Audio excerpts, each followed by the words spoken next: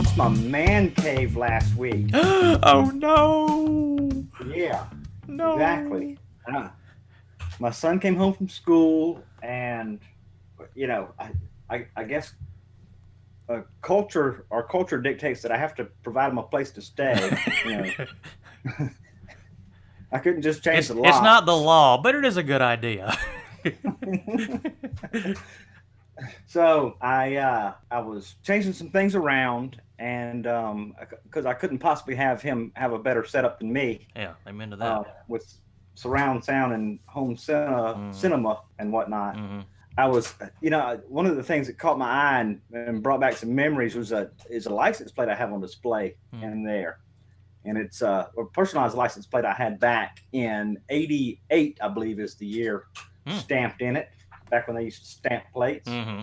And I was back then I was a big REM fan. Mm-hmm. Still to this day, I was really a big geek for them back then. But I had a personalized license plate made that said Driver 8, which was my favorite song of theirs. Yeah. I thought it made for a pretty cool personalized plate.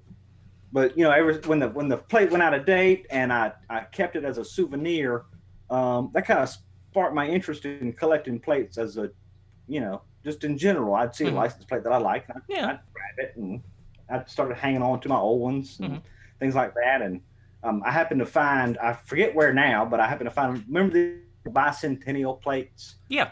Maybe we're showing our age once again. Yeah. Yeah, I remember those. I remember the color scheme on them. I remember those. I'm of that age too. Just my collection has grown and got me thinking about how we tend to collect things. And I'm not sure about you. I don't know. Do you collect many things? Have a collection of things? Well, lately I've been collecting podcasts. Kind of like this one. Hey, everybody. That's right. We have an audience. That's why we're here. Well, I guess we should thank everybody for joining us on the podcast. This, once again, if you're listening, this is the Unclear Thinking podcast, and I am one of your hosts, Anthony Goodrow, and on my computer screen is my good friend and co-host, Larry Smoke. Hey, gang. But to answer your question, I guess I've got a few collections. I don't think I'm a conscious collector of things anymore. When I was high school and college age, I spent enough time in comic shops that I collected comics, and like most kids, I collected records and whatnot. But I always, and I guess still do, I got what I liked. I never got to the point where I was getting I was in search of a particular issue or something just for the sake of completing a run. I mean, if I was looking for something, I was looking for it because I wanted to read it. I mean, it was something that I liked and pleased me, not necessarily pleased the continuity of the collection. And I still got a slew of comics from those days, but what comics I read now, hell, they're digital, so they're not taking up any space. And I've got Well, you bought movies. Ones that you saw you liked.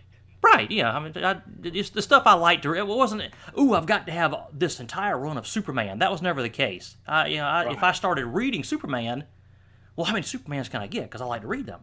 So it was, and I had read some Superman, but I never had a whole run of it. Who would? That'd be during 80 years worth of stuff. But and I got a pretty good sized movie. I got a pretty good sized movie collection too. But again, it's just movies I like. I'm not getting anything that some cinemaphile says I should have. You're not scouring eBay and old comic book stores looking for things to complete your collection. Nah. More of a passive thing like myself. You just kind of just get things that you like and hang on to them for whatever reason. I'm kind of not exactly comic books, but I have some magazines that I hung on to. And I'll tell you why I still have them. I have some old Sporting News, back when Sporting News used to be a newspaper. It was published on newsprint back years ago. I remember that. And I have a handful of years worth of old Rolling Stones from the 80s and 90s. But I tell you, what made me hang on to them, the reason I didn't pitch them in the trash can when I was done with them was when I was a child, me and a buddy of mine were going through his dad's attic, and for whatever, we were being mischievous, or we were probably looking for old Playboys or something like that. But we noble cause, a very noble cause, noble pursuit. And he had these boxes of old sports magazines, and it was really neat to look through them and see all the old players from the '60s and stuff, and Yeah, what articles written about them at the time, that would be neat. And that was in the back of my mind as I hung onto these magazines. So and it is pretty neat that I still have them. I don't go through them, but I know I've got them. And one day, the time, it's not yet, but one day I'm going to enjoy looking through those old magazines and just kind of reminisce a little bit. Well, there's something pleasant about knowing in the back of your mind, if the urge ever strikes, you've got the means to sate the urge. Well, one thing that's probably the time I go back and look through them again will be the time that I actually have time to do that, because I certainly don't have that now. But that, I guess that's a good thing, and that's why they'll have value to me one day. Something to look forward to in retirement, right? One day. Yeah. One day. Well, one of the things I like to do on our podcast, and whatever subject we decide to talk about, is look at the psychology behind it. Everybody's familiar with Sigmund Freud and the angle he tended to take. Old Siggy. But of course, this won't shock anybody, but let me guess, it had something to do with sex. Theory on collecting had to do with our privates, of course. There we go. It had to. Yeah. Right. He said that the need to collect things was associated with our potty training years. What? And yeah, I know. Jeez. Bear with me. As children, when we would say bye-bye to our poop in the commode, that was so traumatic to us that in response to that, we started collecting things so we'd maintain a sense of control over our possessions. Oh, brother. But all right, pun intended, that's a load of crap. You cannot convince me. Well, you know how we could test it, right? Well, yeah, we get a random sample of kindergartners and have them start collecting their poop and then come to show and tell day with it or something. Jeez Louise. Yeah, let's. Julie, now tell us about your collection. Well, this is from when I first had corn, and this one is from when I had the tummy bug a couple of weeks ago. Oh, but this is the one when I first had Thai food. Thai. That's what I meant to say. Thai food. And somewhere in the corner, little Bobby is going, well, wait till they see how I did with Taco Bell. I mean, jeez. And apparently they will have no desire ever to collect things again. Yeah. Because that immediately satisfies.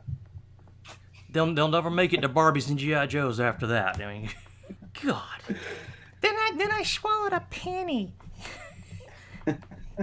Look at the penny. I got the penny back. Jeez. Stop me while I'm behind. I think we're going down a bad road. Yeah. But, yeah, I think we've come probably a long ways in our explanation of why we do it. It's like we talked about on an episode ago or two. We tie memories to stuff. Oh, yeah. For the most part. Mm-hmm. You got your collectors out there who collect stuff in a speculative way. They want to gather things that are going to increase in value. And like those Beanie Babies, because Beanie Babies are going for probably hundreds or thousands of dollars. Oh, yeah. Each one for the rare ones, aren't they? There are college educations being paid for with Beanie Babies right now, aren't they? Yeah, right. Captains of industry begun with Beanie Babies.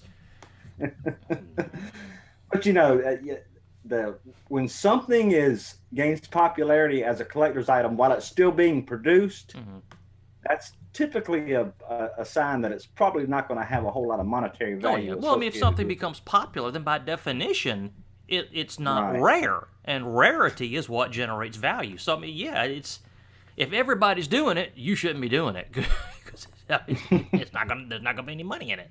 Well, one thing that causes a shortage of collectibles out there is when a lot of people collect things and they get tired of them, or for whatever reason they get rid of them, and that tends to the supply is just not there simply because they got pitched out or destroyed, lost, yeah. destroyed. Like mothers cleaning out closets after Bobby goes off to college, and for some reason a shiver just went down my spine. I'm not sure exactly what the cause of that was, but that sounds vaguely familiar that might happen. But I can't think of any. Something about America's pastime. Ooh, that kind of hit me wrong. Attention listeners, you may notice during this podcast we will not mention one of the oldest and most popular collectibles in history by name.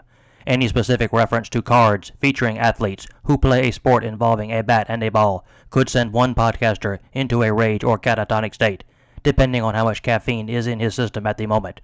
We now return you to your regularly scheduled podcast. Okay, so I will refrain from certain phraseology for fear of setting you off. Eek. Does Pokemon cards count? Pokemon cards I have. Oh, okay, all right. They're not mine. Let me wait. Why do you have Pokemon cards? Explain this to me. I am safeguarding them. Okay. Because I don't want, to be that person that pitches something that gets rid of something that 20, 30, 40 years from now will be of value to my children. I'm looking out for their best interests. I'll put it that way. Okay. Because they're in that period now where they really don't have any value to them, but, far be it for me to be the one to contribute to their increase in value by getting rid of ours. That's true. What a wise, forward-thinking father you are. Let's not go that far. That's our story, and we're sticking to it. Well, another thing I kind of collect passively is buttons. And the reason I do that is because my wife has a pretty significant collection of you remember back in the 80s when it became fashionable to decorate your denim jacket with buttons. Oh, yeah. And I guess they kind of told other people what you were all about by whatever was on your buttons. Was your wife into bedazzling? Not per se. Okay, well she probably shouldn't admit it, even if she was. The volume of her collection indicates that she did have a fairly significantly decorated denim jacket at some point before I knew her. But kind of whenever I see an interesting button, of course it's been a while, I don't go button shopping, but I have picked up one or two here to throw in her collection. And probably one of my favorites is one I saw in a little antique shop in Charleston years ago that it said President Nixon, now more than ever. Oh, like from his 72 campaign? Exactly right. Okay. Exactly right. Yeah, that might would be a penny or two in the appropriate market. Find you an I like Ike button somewhere. There are some, I guess you'd call them fake antiques out there that say President Nixon, tanned, rested, and ready. I've seen those, but I don't think those were original campaign slogans. Suck it to me. And collecting, think about, I'm assuming you've seen Citizen Kane, cinephile that you are. And we all know Charles Foster Kane, the character, was in essence William Randolph Hearst. I mean, he was a very thinly veiled representation of Hearst. And Kane's treasure trove in his Xanadu estate was, in essence, Hearst's mammoth collection that he had at his compound estate palace at San Simeon, California. Yeah, there were lots of dilettantes, aristocrats, the disgustingly rich of the late 19th and early 20th centuries that would travel the world and buy art in all its forms just for the sake of having it, and it would pile up in whatever storage facilities, warehouses they might have. And how ironic is it that it seems like when the Great Depression happened, that entire characteristic, for lack of a better word, of upper society just vanished. I mean, you never, or I don't seem to recall ever hearing of anybody, any famous wealthy that did the Hearst thing. I mean, I guess maybe the Vanderbilts did it to an extent too. Just collecting art from all over the world for the sake of it. That seemed to go away in the mid 20th century. So that that aspect of upper crust society goes away, and then conversely, we get the Depression, World War II mentality of people that never threw anything away. You would say the most mundane items because you might could use them again. Well, that had to be the time when collecting went from a aristocratic pursuit to just average middle class thing. Was, the kids and grandkids of those from the Depression era, hung on to everything, and they ended up being stored in the attic, and upon their death, they'd go digging through, all this supposed junk. Like a time capsule. Found some pretty valuable stuff in there. Yeah. So you get a hint of quote unquote success of the value of hanging on to something, and that carries over to some people. That's what I would think would be a origin of that type of thing. These days, for the most part, things are made to be thrown away, and nobody keeps anything. They just, you can basically have just about anything you want to. If you're a member of Amazon Prime in 2 days, it's most likely made of plastic. It's made to be replaced. Well, yeah, planned obsolescence. I mean, that's a phrase that was pretty much invented or created in the 60s and 70s. The biggest example of that type mentality is, you pay $1,000 for a television these days, and 2 years later, a part goes out on it, and it's not worth fixing. So you pitch it. Yeah, that's a micro example of a macro situation, and that might be a symptom of why a lot of collectibles these days are propped up as collectibles. Oh yeah. They make things in anticipation of making a series, whether commemorative plates or. Oh yeah, Lord, how many of those commercials did we see growing up about these commemorative plate sets? I forgot all about those. You're right. Jeez Louise. Or coins that are just the Franklin Mint. Yeah, you're right. 100% absolutely sure these things are going to appreciate in value. Trust us. Yeah. Well, I'm certainly not a psychologist by any stretch of the imagination. We lowered 16 episodes of this podcast to prove that. So I can only relate my own feelings about collecting it. And as we've discussed, I'm not a serious collector about anything, but I freely admit I'm a rabid sentimentalist. I get misty-eyed over the stupidest stuff in my 46 and 2/3 years of life on this earth. So it seems that most of the things that I quote-unquote collect serve as a tether to previous life experiences, like you said earlier.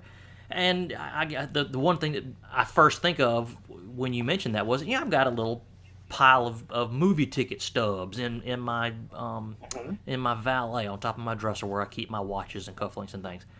And every time Wifey Pooh and I go to a movie, when I get home, I'll take the stub, and it's always the two stubs together because we bought tickets together. And I'll take the stub out of my wallet and I'll stick it in the pile. And every now and then I'll open that valet and I'll get a watch or something out, and I'll see that little pile of stubs, and I'll pull it out and flip through and think about, oh yeah, we went to see that night. And, oh, before we saw that show, we went to this restaurant and we had such a good time, and it was a pretty evening that night, and things like that. Just the such a trivial little thing as a movie ticket stub can make me stop for 2 or 3 minutes and think about a seemingly innocuous evening in mine and my wife's life, but it brings back a wonderful feeling. And if I didn't have that collection, then that's a little moment of pleasure that I'd be denying myself. So there is that. I would imagine that most people that collect with that mindset. It's an emotional thing more so. It's an expression of passion. Any expression of passion has got to be taken to a healthy level, of course. It's got to be a good thing. I mean, of course, like anything in life, it can be taken to unhealthy extremes, i.e. hoarders. But that's a symptom of another problem. Those folks obviously have emotional issues. They're locking inordinate amounts of value to value-less objects because they don't have anything else in life to assign value to. Says the guy who just said he wasn't a psychologist. Well, there is an actual DSM-5 category for that now, so it's a real disorder such that it causes problems. But I don't watch the show Hoarders, but I have seen half an episode here and there just out of morbid curiosity. And I think one of my favorite moments is the time they were in this old lady's house, and one of her children was cleaning out all the stacks and stacks of newspapers and boxes of garbage, and there underneath a stack of newspapers was a flattened cat carcass. Oh God! And she said, "Oh, there's Fluffy. I thought he ran away." Oh, brother. That's sad. Yeah,